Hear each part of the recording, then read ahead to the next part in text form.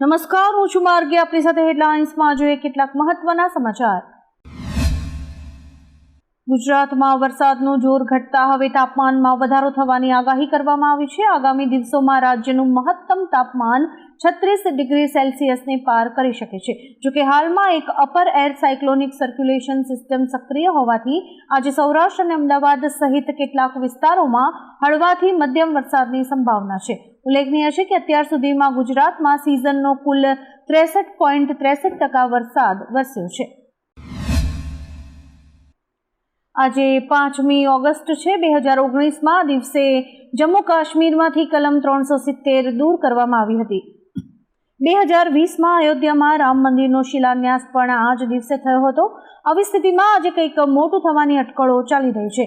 સરકાર આજે કોઈ મોટો બંધારણીય કે રાજકીય નિર્ણય લે તેવી શક્યતા છે, કારણ કે પીએમ મોદી અને અમિત શાહ તાજેતરમાં જ રાષ્ટ્રપતિ દ્રૌપદી મુર્મુને મળ્યા હતા. બ્રાઝિલની સુપ્રીમ કોર્ટે ભૂતપૂર્વ રાષ્ટ્રપતિ જાયર બોલ્સોનારોને નજરકેદ કરવાનો આદેશ આપ્યો છે. કોર્ટના આદેશ હેઠળ બોલ્સોનારોને કડક દેખરેખ હેઠળ રાખવામાં આવશે. ફક્ત પરિવારના સભ્યો અને વકીલોને જ તેમને મળવાની મંજૂરી આપવામાં આવશે. આ ઉપરાંત રિયો ડી જાનેરોમાં તેમના ઘરેથી બધા જ મોબાઈલ ફોન જપ્ત કરાશે. 2022ની ચૂંટણી હાર્યા બાદ બોલ્સોનારો પર સરકાર વિરુદ્ધ બળવો કરવાનો આરોપ છે. મિઝોરમ સરકારે સ્પષ્ટતા કરી છે કે રાજ્યની રાજધાની આઇઝોલથી થેન્ઝોલ ખસેડવાની કોઈ જ યોજના નથી. કેન્દ્ર સરકારના પત્રમાં ખોટા ટાઈપિંગને કારણે અફવા ફેલાઈ હતી. શહેરી વિકાસ વિભાગે જણાવ્યું કે આ પત્ર થેન્ઝોલ પીસ સિટી પ્રોજેક્ટ માટે ડીપીઆર તૈયાર કરવા 10 કરોડ રૂપિયા મંજૂર કરાવવા સંબંધિત હતો, રાજધાની સ્થળાંતર સંબંધિત નહીં. ડોનાલ્ડ ટ્રમ્પે રશિયાની નજીક 2 પરમાણુ સબમરીન તૈનાત કરવાનો આદેશ આપ્યો હતો, જેના પર રશિયાએ આકરી પ્રતિક્રિયા આપી છે.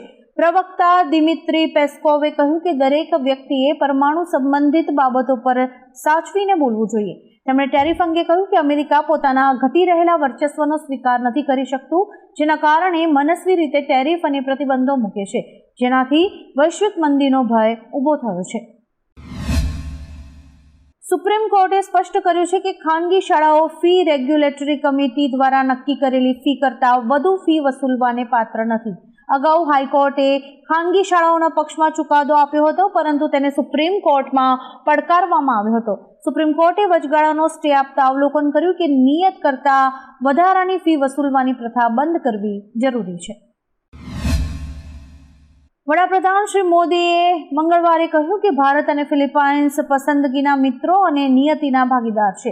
તેમની ટિપ્પણી ત્યારે આવી જ્યારે બંને દેશોએ તેમના સંબંધોને વ્યૂહાત્મક ભાગીદારીના સ્તરે ઊંચા કર્યા અને તેમના સશસ્ત્ર દળો વચ્ચે તાલમેલ વધારવા પર ભાર મૂક્યો. પીએમ મોદી અને ફિલિપાઇન્સના રાષ્ટ્રપતિ ફર્ડિનાન્ડ આર માર્કોસ જુનિયર વચ્ચે દ્વિપક્ષીય વાતચીત બાદ બંને દેશોએ વ્યૂહાત્મક ભાગીદારીની જાહેરાત કરી છે. અમેરિકાના રાષ્ટ્રપતિ ડોનાલ્ડ ટ્રમ્પે ભારતને ફરી એકવાર ધમકી આપી છે કે તેઓ આગામી 24 કલાકમાં ભારત પર અમેરિકાના ટેરિફમાં નોંધપાત્ર વધારો કરશે, કારણ કે તેઓ રશિયન તેલ ખરીદી રહ્યા છે.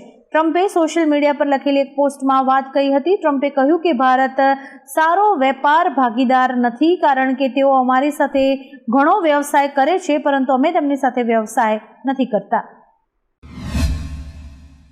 પ્રિયંકા ગાંધીએ સુપ્રીમ કોર્ટની ટિપ્પણી પર પ્રતિક્રિયા આપતા કહ્યું છે કે જજોનું સંપૂર્ણ સન્માન કરતા હું કહેવા માંગુ છું કે તેઓ એ નક્કી ન કરી શકી કે સાચો ભારતીય કોણ છે.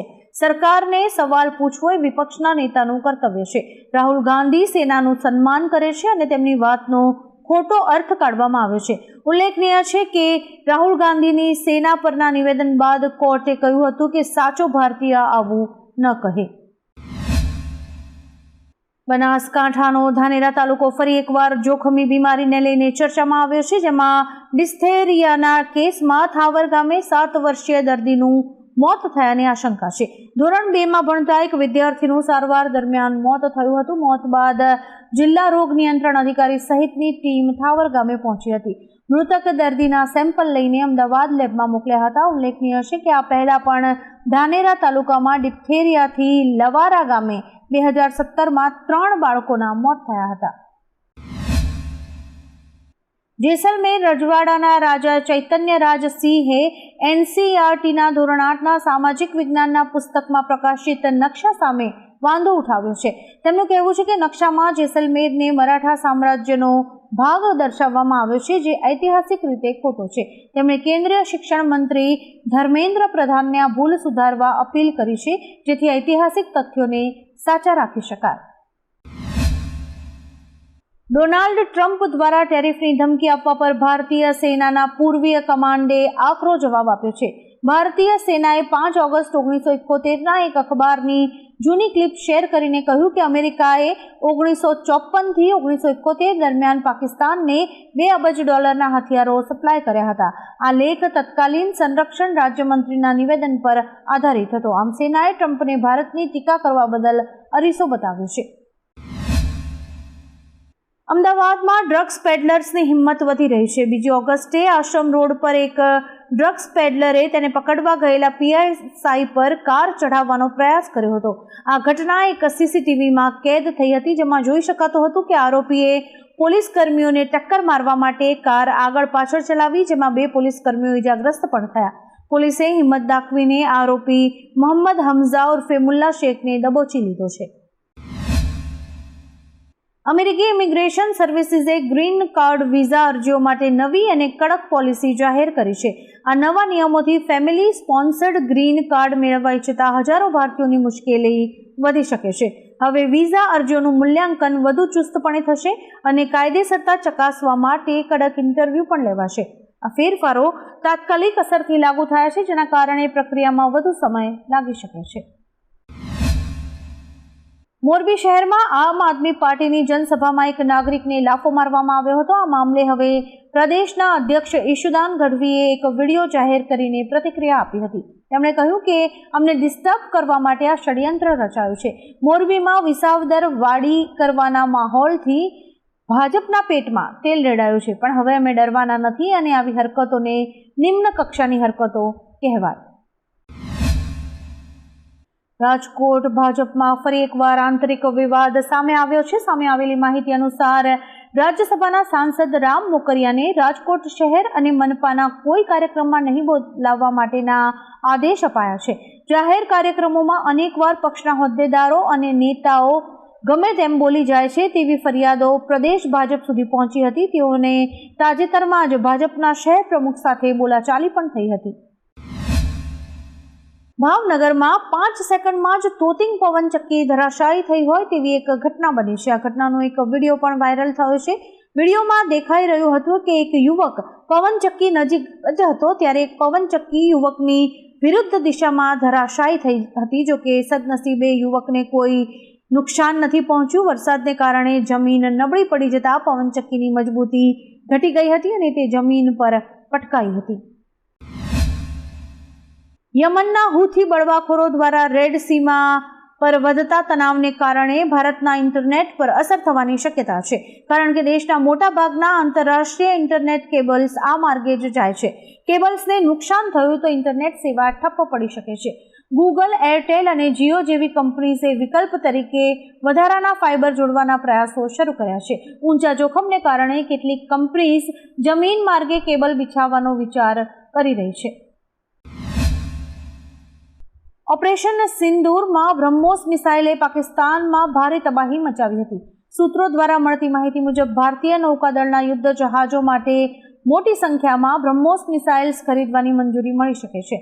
આ ઉપરાંત ભારતીય વાયુસેના માટે બ્રહ્મોસના જમીન અને હવામાં ઉપયોગમાં લેવાતા પ્રકારો પણ ખરીદી શકાય છે. નૌકાદળ આ મિસાઇલ્સને વીર શ્રેણીના યુદ્ધ જહાજો પર સ્થાપિત કરશે. વાયુસેના તેમને સુખોઈ 30 પર સ્થાપિત કરશે. ઉત્તરકાશીના ધરાલીમાં વાદળ ફાટતા ભારે પૂર આવ્યું હતું. ભારે પૂરને કારણે આખું ગામ તબાહ થઈ ગયું છે. આ દુર્ઘટનાના વિડીયો પણ સોશિયલ મીડિયામાં વાયરલ થયા છે, જેમાં જોઈ શકાય છે કે આખા ગામની હોટેલ્સ અને ઘર તમામ પાણીના પ્રવાહમાં તણાઈ ગયા હતા. લોકો પોતાનો જીવ બચાવવા ભાગતા દેખાય છે. ખાસ વાત એ છે કે આ દુર્ઘટનામાં અનેક લોકો લાપતા છે. લેફ્ટનન્ટ ગવર્નર મનોજ સિન્હાએ આતંકવાદીઓ દ્વારા માર્યા ગયેલા કાશ્મીરી નાગરિકોના 158 શોકગ્રસ્ત સંબંધીઓને નિમણૂક પત્રો સોંપ્યા હતા. લેફ્ટનન્ટ ગવર્નરે કહ્યું કે દશકોથી જે ઘા હતા તે હવે રૂઝાઈ રહ્યા છે. આજની ઐતિહાસિક ઘટનાએ તે પરિવારોને રાહત આપી છે જેઓ વર્ષોથી શાંતિથી આઘાત સહન કરી રહ્યા છે. 3 દાયકાથી પાકિસ્તાન પ્રોક્સી આતંકવાદી સંગઠનો દ્વારા નિર્દોષોનું લોહી વહેવડાવી રહ્યું છે. ઓએનજીસીનો આકાશ ગોર નામનો સરકારી અધિકારી છેલ્લા કેટલાક વર્ષથી પોતાની કંપની ખોલીને મુખ્ય કંપની સાથે જોડાણ કરી મડ એન્જિનિયર સપ્લાય કરવાનું કામ કરે છે. 2019માં મહેસાણાથી આકાશ ગોરે પોતાના પિતાના નામે સૌપ્રથમ કંપની ખોલી હતી અને હવે ઓટેક એનર્જી પ્રાઇવેટ લિમિટેડ નામની કંપનીમાં પોતાના જ મોબાઈલ નંબર લખી સરકારી ટેન્ડર મેળવનાર કંપનીને મડ એન્જિનિયર સપ્લાય કરવાનું કામ કરે છે. આકાશકુમાર ગોર નામનો અધિકારી ઓએનજીસીમાં મડ સર્વિસીસ હેઠળ વર્ષો સુધી મહેસાણામાં ફરજ બજાવ્યા બાદ હાલમાં આસામ છે, પરંતુ તેનું તમામ નેટવર્ક અમદાવાદ અને મહેસાણામાં કાર્યરત છે. આકાશ ગોરે ઓટેક એનર્જી પ્રાઇવેટ લિમિટેડ કંપની ખોલી છે અને પોતાનું ખાનગી કંપનીનું એડ્રેસ મહેસાણાના આસ્થા કોમ્પ્લેક્સમાં રાખ્યું છે. મોટાભાગે તે બંધ રહે છે. મહેસાણા ઓએનજીસીના અધિકારીઓ આકાશના કારનામાઓથી સુપેરે વાકેફ હોવા છતાં તેમણે સમગ્ર બાબતે ચૂપકીદી સેવી લીધી છે. આવા જ કેટલાક રસપ્રદ સમાચારો નિહાળવા માટે અમારી યુટ્યુબ ચેનલને લાઇક, શેર અને સબસ્ક્રાઇબ કરો અને જોતા રહો હેડલાઇન્સ.